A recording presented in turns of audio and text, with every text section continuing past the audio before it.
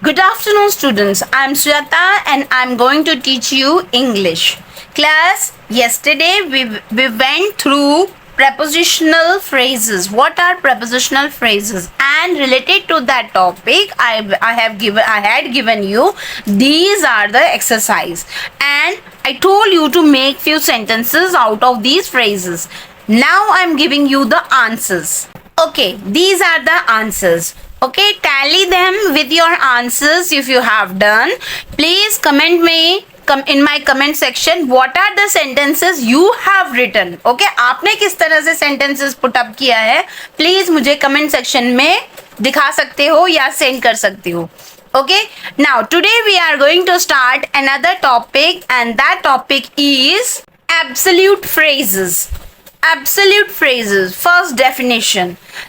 An absolute phrase has a subject. Listen to the definition carefully. एक absolute phrase में एक subject होता है, but not an acting verb. लेकिन कोई भी acting verb नहीं होता. जैसे कि example के लिए I am teaching you. तो my main verb is teaching. तो ऐसे ही फ्रेज में, मतलब एब्सोल्यूट फ्रेज में ऐसा कोई भी वर्ब नहीं होता है.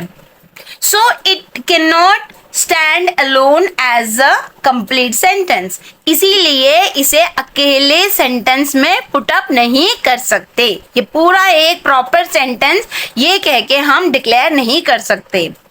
It modifies the whole sentence. बेटा ये पूरे सेंटेंस को मॉडिफाई करता है. नॉट जस्ट अ नाउन, लेकिन नाउन को ही नहीं. जैसे मैंने आपको शुरू में बताया था कि फ्रेजेस है नाउन को मॉडिफाई करता है, इसीलिए ये एक फ्रेज है.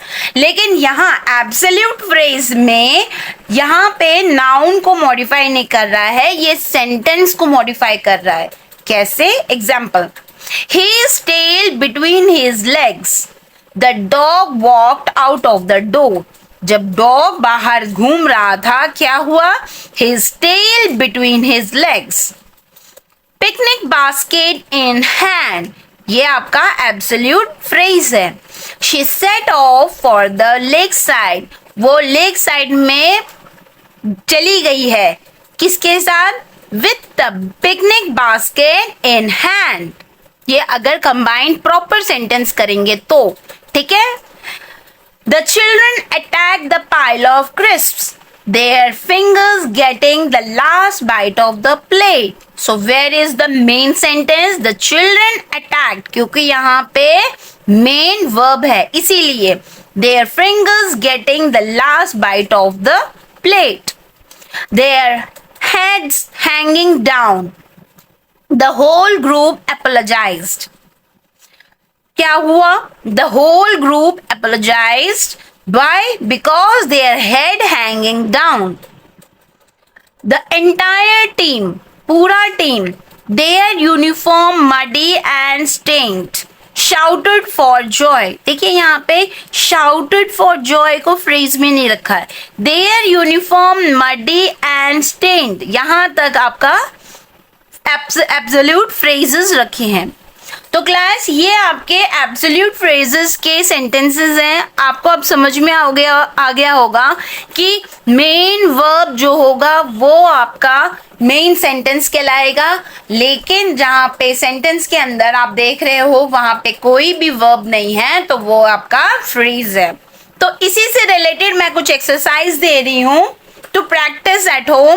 Pick out the absolute phrases and main sentences from the given sentences. कुछ sentences मैंने नीचे दिए हैं, इसमें से आपको ये बताना है कि main sentence कौन सा है और absolute sentence कौन सा है. जैसे मैंने example के लिए करके दिया है, her voice trembling, she delivered the speech. जब वो deliver speech कर रही थी, speech थ्रू आउट कर रही थी, तो हर वॉइस ट्रेम्बलिंग, उसकी वॉइस हड़क रही थी, मतलब डर रही थी वो.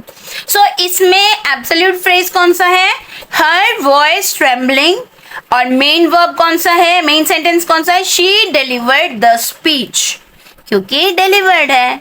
उसी तरह से ये कुछ सेंटेंसेस मैंने पुट अप किया है. आपको मैंने जैसा अभी दिखाया था एब्सोल्यूट फ्रेज अलग करना है और मेन सेंटेंस को अलग करना। बिल्कुल आप भी इन सब सेंटेंसेस में से एब्सोल्यूट सेंटेंस अलग करोगे और मेन सेंटेंस अलग करके मुझे शो करोगे। Please comment me in my comment section and if you have any query ask me in the comment section also.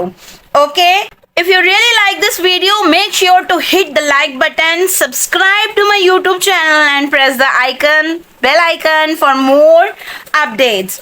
Okay class, thank you for watching. Bye bye, take care.